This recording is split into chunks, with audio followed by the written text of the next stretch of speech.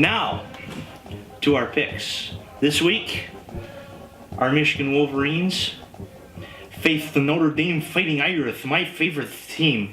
I know, Lou. I know it's your favorite team. You coached there. I know I coached there for many years. I know. Anyway.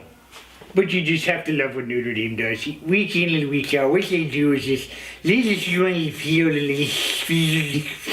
and Notre Dame. Actually, you gotta give a shout out to me. One, somebody said that Clowney was overrated, and two, somebody said Michigan would win 52-10. Now, they didn't win 52-10 because I underestimated both their offensive and defense, but they won 59-9. So this dude was pretty much spot on last week. And Clowney, man, what's up? No call, no show in game one. But I thought he was unblockable. I thought he was Mr. Amazing. He's gonna show up on this show and just beat the living you-know-what out of me someday. But just whatever. Like, but for right now, I'm talking. Smith. I'm talking. Yeah. Yeah, that was very surprising. I didn't get a chance to watch that game, but I had seen that Clowney was ineffective. He took a couple plays off. Yeah, well, the problem is when you go up against a good left tackle, you get tired of getting blocked and pancaked, and that's basically what happened, so whatever. But who cares? That's Clowney. Michigan, though. Michigan had a very impressive game against CMU. I thought their offense would be just warming up and they'd score about 35 points, but give credit to this guy right here. He picked them to win 52-10. I thought, maybe not that high. Even higher than that. And some credit back, who basically said Sparty was worse than even I thought they were going to be. And let's face it, Sparty wasn't exactly impressive in their opening game. If I were a Michigan State fan, I would not have been impressed by that game. All I saw was a lucky pick 6 and 12 points on offense. Yes, Sparty fans are probably yelling at their televisions right now saying, hey, we scored a TD in the fourth quarter. Well, that was just to pad the lead. I'll give props to Drummond. He pulled a Woodson. That was, outside of the fact he didn't have to stay in bounds like Woodson did, that was a pretty impressive pick. I'll give him props. That was awesome. That was maybe play of the week. So Drummond, good for you. Mm-hmm. But the rest of that team, holy cow. If anybody still thinks that Michigan State's going to beat Michigan, yeah, I want some of whatever it is you're smoking. Although it is a rivalry, I will have to agree with him because although I was camping all weekend, so I didn't get a chance to see the Michigan State game, but I had seen what was 19-7, I thought, that doesn't impress me one bit. Not at all. It's like Shania Twain once said, that don't impress me much. Yeah. And you know what? I didn't see much of the game because this is what I was doing during it. Kind of like... Oh, it's a punt? Oh. Kind of like the last couple of years when LSU played Alabama. Yeah, pretty much. Although they were two very impressive teams, it was not a game to watch. I mean, the game was just terrible. Except for last season. That game was a great game. Last year was a great game.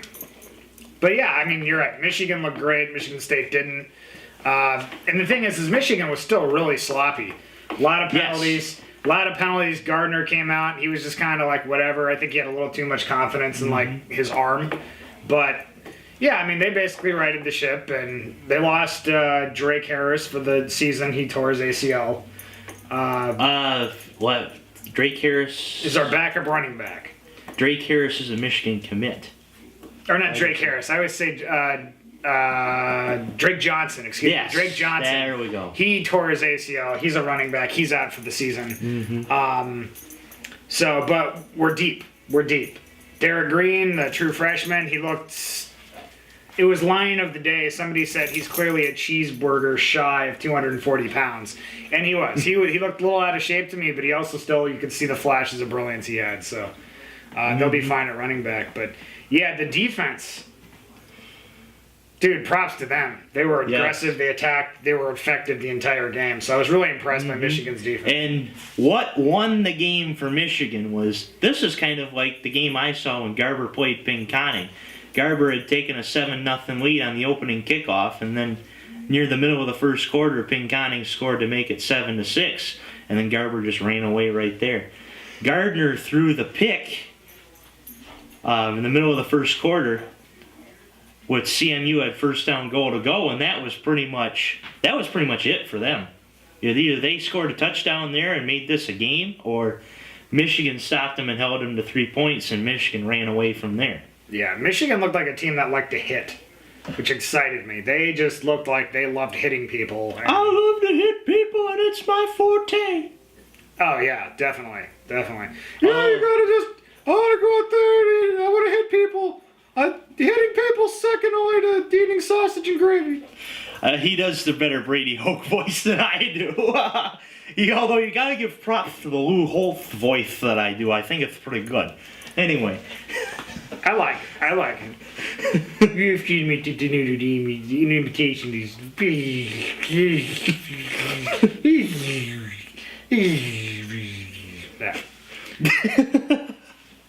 Notre Dame, though, put up a huge 28 spot on Temple. So, wasn't Notre Dame favored to win by more than what they scored? I think so. Wasn't it? It was either 31 and a half or 35 points. Yes, Lou, I know.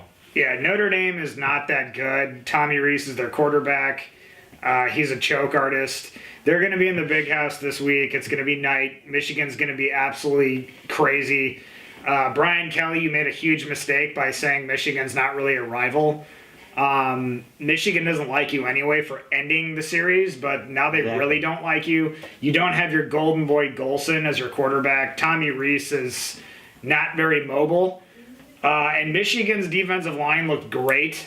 And yes, it was against Central, but you can tell when a defensive line has talent when they don't. Michigan has talent. They have linebackers. Their secondary is going to come together. I mean, once Blake Countess sort of gets, his wind beneath him, he'll be good. But, I mean, Michigan's going to be all over Notre Dame's offense. And remember, Michigan only gave up 13 to Notre Dame last year. And if Denard had not thrown 5 picks, Michigan probably wins. Coach, he's throwing it to the wrong team. Yeah. I have a point here. I was watching the Michigan CMU game with some people that went to CMU, and they had said that the players there don't like Enos. And then I was listening to the game for a little bit, and they had said that in Dan Enos' first 2 years at CMU, they were both 3-9 seasons. And that spoke to me saying, now I can really see why he said the players don't like Enos. Ah. And if they wouldn't have won the bowl game last year, was it against Western Kentucky? I'm going to bet you Enos would have been fired. Well, although, who knows, man? Western Kentucky killed the University of Kentucky, so who knows? Yeah. Who knows how good or bad some of these teams are. But I do know that Michigan's good, and I don't think Notre Dame's a great team. They lost Monty Teo, so they lost their leader. I just don't see it. They lost their man that was reportedly dating a man on the internet. Yes. Yes. Yes, she was the love of my life, and she died. Did you ever meet her? No. Yeah, come on, Wait Bonnie. a second. Yeah, it's like, how do you fall in love with someone you've never met? Oh, well, I haven't met these girls, and I'm in love with them. But I mean, truthfully, seriously, how on earth could anybody be that stupid? No. I mean, humans are dumb, and every day on Yahoo News they prove just how dumb they can be. But how do you fall in love with somebody you've never actually spoken to, like, legitimately, like, or seen in person? Like, seriously. Mm-hmm. He could have thought he was in love, and then he finally meets her, and what if, like, her toenails are, like, yellow, and she has bad teeth, and she lied about being a smoker? I mean... Like that State Farm commercial with the French male model. And if you've seen the commercial, you know what I'm talking about. But this guy looks to be a bum, pretty much, and he says, "Bonjour." Ugh. Jeez. Horrible. But he's gone, so... Yeah, I think Notre Dame's in trouble. I think Michigan's going to shellac them. I think their defense will be aggressive. They'll attack. Tommy Rees, if people aren't open right away, he's going to get sacked.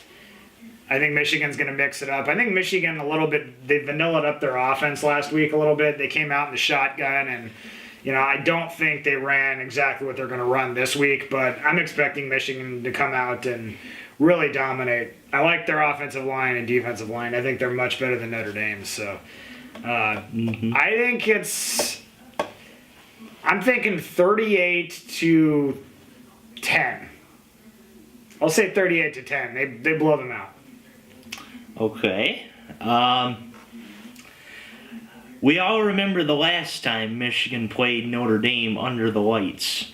There was absolutely no defense whatsoever by either team, and Michigan was lucky for Denard to throw for a touchdown, and that's, you might want to record me saying that, Denard throwing for a touchdown. To win the game, and Notre Dame fumbled the kickoff into the end zone, which I believe Michigan took over from there with like 2 seconds to go, or was that to end the game? But yeah, they almost scored a touchdown. They almost ended up winning by when they were down with 2 minutes to go and 8 more touchdowns were scored. Yeah, they almost won by 2 touchdowns because the guy got tackled at the 3-yard line. Mm-hmm. But I will say that this year it's going to be a lot different than that game because, like Adam said, Monty Teo is gone. Everett Golson is done for the year because of academic troubles. I don't have to go to class. Just like Tom doesn't have to go to class anymore. Right now, right across the street, there's all these Garber High School students going to class, but not Tom. He's a graduate! I'm done. Heck yeah. Now he can do his show during the day. Exactly. It feels greater. Although I'm starting college classes tomorrow, so. Anyway. It's different.